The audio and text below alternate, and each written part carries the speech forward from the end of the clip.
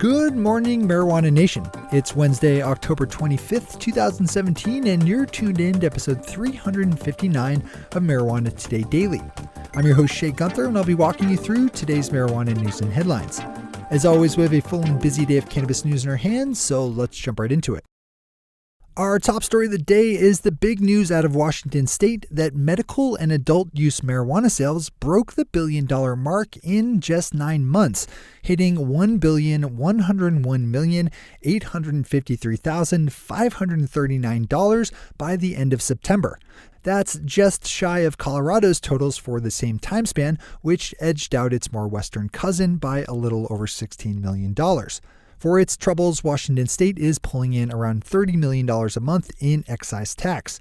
Gage Peak over at Leafly did a good job of laying out Washington state's most recently reported numbers using Tableau, so you should swing over there to take a look at the whole thing. As always, we have all the news we cover linked to on our website at mjtodaydaily.com and on our Twitter account at mjtodaydaily. Yesterday, the administration of Massachusetts Governor Charlie Baker announced that it would be implementing a series of changes to the state's medical marijuana system in a bid to increase patient access. The raft of proposed changes, which would allow nurse practitioners to recommend medical cannabis, as well as loosening up rules for how dispensaries advertise and who is able to administer a patient's medicine to them, was first suggested back in September of last year, but tabled while voters went to the ballot box to decide on legalizing adult use cannabis. I reported on these changes recently as the state's Department of Public Health said they would wait for the newly formed Cannabis Commission to decide how to handle them. Thankfully, the state sounds like they will move more swiftly than that and will present the plan to the Public Health Council for formal approval next month, with the hope of having the new rules in place by the end of the year. We'll report back on any relevant changes. And finally for today, the ever sharp-eyed Tom Angel over at Marijuana Moment picked up on a good interview on a Spanish-language website with William Brownfield, former Assistant Secretary of State for International Narcotics and Law Enforcement Affairs. Mr. Brownfield just recently left his position 2 weeks ago and was, as Tom puts it, quote, the top international anti-drug official in the U.S., unquote. In the interview with the Colombian newspaper El Tiempo, Mr. Brownfield expresses a fairly balanced and nuanced view of marijuana legalization, saying that while he wasn't in favor of full-blown legalization, he was open to the idea of experimenting with it.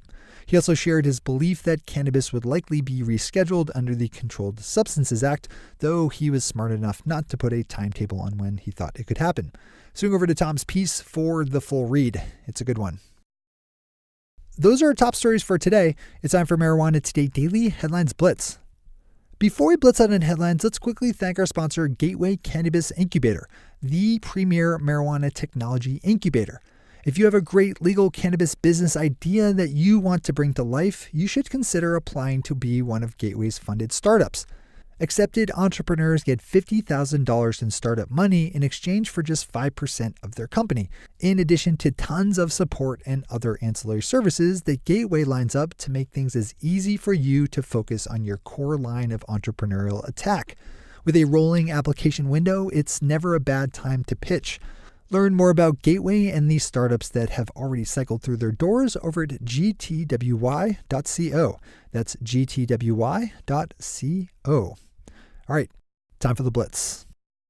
Yesterday in Florida, state senators held a hearing in which they peppered Christian Bax, executive director of the state's Office of Medical Marijuana Use, on why it was taking so long for medical marijuana patients to get their state-issued ID cards.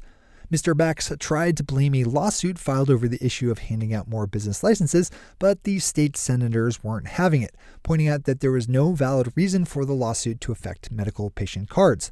State Senator Dana Young, a Republican and chair of the Senate Health Policy Committee, was particularly sharp in her criticism of the delays, saying, quote, I hear what you're saying, but doesn't it seem a bit complacent for you to simply throw your hands up and say, oh, we cannot issue, we've been sued, oh no.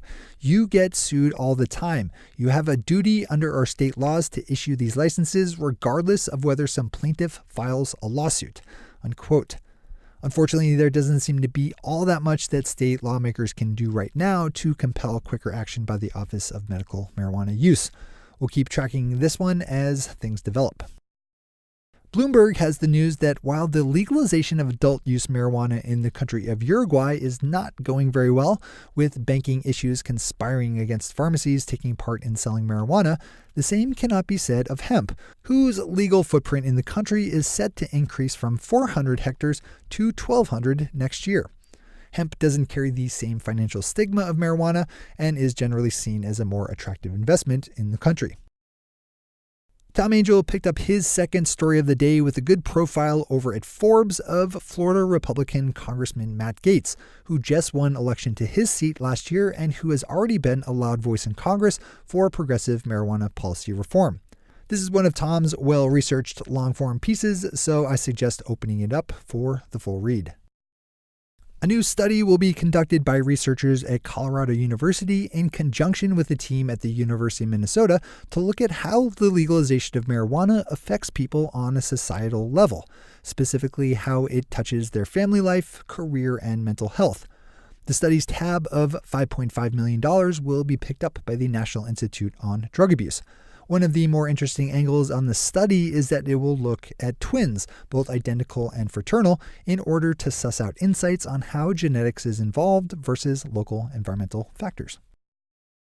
My buddy Johnny Green over at Weed News has the story of a recent poll from the University of Connecticut that found that a large majority of adults in that state are in favor of legalizing marijuana.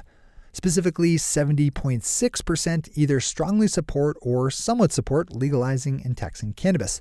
The survey was given to 1,000 Connecticut residents ages 18 and older and had a margin of error of plus or minus 3.02%.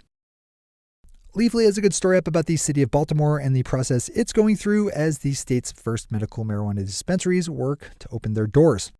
Yet another good one to read in full. And finally for today, Green Market Report has an insightful interview up with George Jage, former president over at Marijuana Business Daily, who is now heading up Dope Magazine as their new CEO.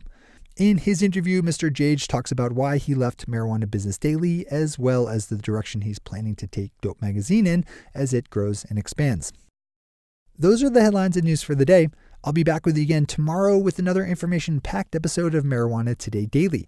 But in the meantime, if you have any stories to share or feedback to give, zip us an email to headlines@mjtodaydaily.com. And while you're clicking around the interwebs, swing over to our Twitter account at mjtodaydaily and visit our website at mjtodaydaily.com to find links to all the news we cover. Thanks to our sponsor, Gateway Cannabis Incubator, and to all of our awesome Patreon listeners for the support that makes this show possible. To join the illustrious ranks of the Patreon listeners yourself, swing over to our website at mjtodaydaily.com and click on that big blue button at the top of the page that says Become a Patron. I'm your host, Shay Gunther. Thanks for tuning in and starting your day with Marijuana Today.